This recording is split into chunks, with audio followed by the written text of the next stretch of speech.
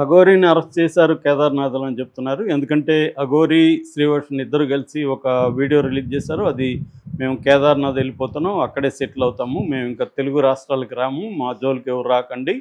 So, media వాళ్ళు ఇంకా ఆపేసేయండి. మీరు గాని కంటిన్యూ చేస్తే మా మీద నెగెటివ్‌గా కంటిన్యూ చేస్తే మేము ఆత్మహత్య చేసుకుంటాము. లేదు మమ్మల్ని అరెస్ట్ చేయడానికి ఎవరైనా వచ్చినా కూడా మేము ఆత్మహత్య చేసుకుంటాం. ఇదే కారుతో సహా పెట్రోల్ పోసుకొని ముట్టించుకుంటామనేది వాళ్ళిద్దరు కూడా చెప్పారు.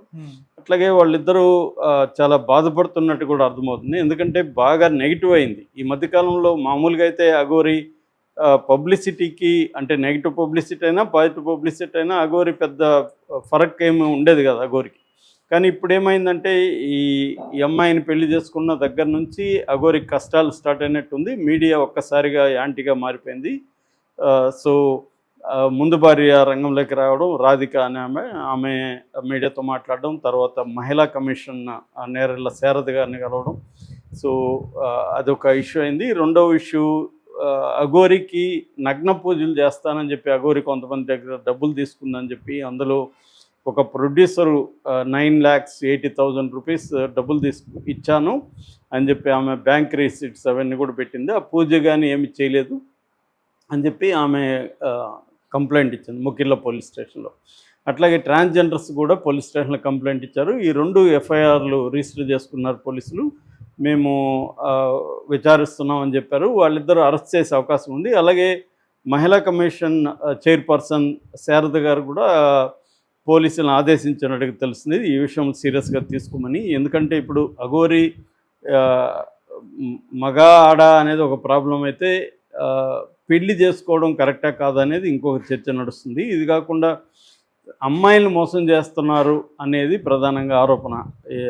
మధ్యప్రదేశ్లో కూడా ఒక అమ్మాయి మోసపోయింది. మధ్యప్రదేశ్లో కూడా ఒక అమ్మాయిని పెళ్లి చేసుకున్నాడు అఘోరి శ్రీనివాస్ అని ఈ మొదటి భార్య రాధిక అంటుంది. దాన్ని ఖండిస్తూ అఘోరి కూడా ఒక వీడియో రిలీజ్ చేశాడు. అందులో ఏంటంటే క్లియర్గా నేను రాధికని పెళ్లి చేసుకోలేదు, రాధికనే నన్ను అప్రోచ్ అయింది, ఒక డిప్రెషన్లో ఉంది, వాళ్ళ హస్బెండ్ ఈమెను వదిలేసి వెళ్ళిపోయాడు, ఆ డిప్రెషన్లో నుంచి నన్ను కాపాడమని నా దగ్గరికి వస్తే నేను ఆమెను కలిసి ఆమెకి ధైర్యం చెప్పాను. తర్వాత ఆమె ఆశ్రమం పెడతానంది. నన్ను డబ్బులు అడిగితే నేను డబ్బులు కొంత ఇచ్చాను. తర్వాత ఆమె రిటర్న్ చేసింది. సో, నేను మామూలుగా ఎవరు బాధల్లో ఉన్నా వాళ్ళతో అలాగే ప్రేమగా మాట్లాడతాను తప్ప నేనేం ప్రత్యేకంగా ఆమెతో సపరేట్గా మాట్లాడింది ఏం లేదు. ఆ ఆడియోలో అంతకంటే ఏం లేదు. నిజానికి ఆమె ఆడియోని కూడా బయట పెడితే తెలుస్తుంది. నేను రికార్డ్ చేసుకోలేదు కాబట్టి బయట పెట్టట్లేదు, ఆమెనే బయట పెట్టమని అడుగుతున్నాను అనేది అతను చెప్పాడు. సో, ఇక్కడ ఏం జరుగుతుందంటే అఘోరిని అరెస్టు చేయాలని పోలీసులు డిసైడ్ అయినట్టుగా మనకు కనబడుతుంది. మామూలుగా అయితే ఇప్పుడు అఘోరికి ఆ భయం స్టార్ట్ అవ్వడం వల్లే వాళ్ళిద్దరు కలిసి ఆ వీడియో పెట్టారనేది కూడా చెప్తున్నారు. ఎందుకంటే పోలీసులు వస్తారు, మనల్ని అరెస్ట్ చేస్తారని. అందుకని అఘోరి ఫోన్ స్విచ్ ఆఫ్ చేసేసారు. ఈ అమ్మాయి కూడా అందుబాటులోకి రాలేదు. ఈ అమ్మాయిని ఏమైనా బలిస్తాడా అఘోరి అన్న ఊహాగానాలు కూడా ఒకసారిగా బయటకు వచ్చాయి. దానికి సమాధానంగా వాళ్ళిద్దరూ ఒక వీడియో జాయింట్గా పెట్టారు. మేమిద్దరం బాగున్నాము, హ్యాపీగా ఉన్నాము, సో మేమిద్దరం ఇక్కడే ఉంటాము, తెలుగు రాష్ట్రాలకు రాము, దయచేసి మమ్మల్ని వదిలేయండి అనేది చెప్పారు. ఆ అమ్మాయి కూడా నన్ను బాగా చూసుకుంటున్నాడు, సో నాకేమి ఇబ్బంది లేదు, నన్ను బలివ్వడం ఇవన్నీ ఆపేసేయండి, మీరు ఇలాంటి తమ్నైల్స్ పెట్టద్దండి అని ఆమె కూడా చెప్పింది. అయితే ఇక్కడ ఏంటంటే కేసులు ఉన్నప్పుడు ఖచ్చితంగా మేము తగలబెట్టుకుంటామనో ఇంకోటో బెదిరిస్తే అది ఇంకొక కేసు అవుతుంది. అది యాక్చువల్గా 2 కేసులు అవుతుంది. ఒకటి తనను తాను తగలబెట్టుకుంటానని చెప్పడం, ఆ అమ్మాయిని కూడా తగలబెడతానని చెప్పడం.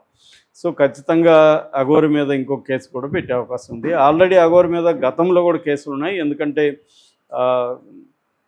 కొన్ని టెంపుల్స్లో అఘోరి కత్తులు పట్టుకొని జనాల మీదకి దాడి చేయడం, జనాలకు గాయపడ్డారు. అట్లాగే కాళహస్తి టెంపుల్లో అఘోరి తాను ఆత్మహత్య చేసుకుంటానని చెప్పి పెట్రోల్ పోసుకోవడం, ఇలాగా చాలా కేసులు ఉన్నాయి. అయితే పోలీసులు ఇప్పటివరకు అఘోరిని అరెస్ట్ చేయాలనుకోలేదు. ఎందుకంటే అఘోరి సనాతన ధర్మానికి ఛాంపియన్ లాగా మాట్లాడుతుంది. సో అఘోరి జోలికి వెళ్తే అనవసరంగా హిందూ సంఘాలకు కోపం వచ్చే అవకాశం ఉందని చెప్పి 2 రాష్ట్రాల పోలీసులు కూడా సంయమనం పాటిస్తూ వచ్చారు. అఘోరితో ఎప్పుడైనా ఇబ్బంది ఉన్నప్పుడు రాష్ట్ర సరిహద్దులను దాటి వదిలేసి వచ్చారు.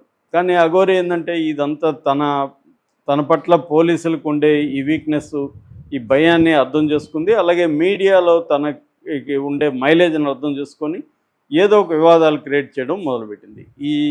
ఇది ఎక్స్ట్రీమ్కి వెళ్ళిపోయి ఇప్పుడు అమ్మాయిలని ట్రాప్ చేయడం, అమ్మాయిల్ని పెళ్లి చేసుకోవడం దగ్గరికి అది వెళ్ళిపోయింది. దాంతో ఇటు అఘోరీలు స్టేట్మెంట్ ఇచ్చారు. అఘోరీ అఖిల భారత అఖండ అఘోరీ సంస్థ ఈ అఘోరీకి సంబంధం లేదు, ఈ అఘోరీ అసలు ఏ రకమైన అఘోరీ ఆర్గనైజేషన్లో లేదు,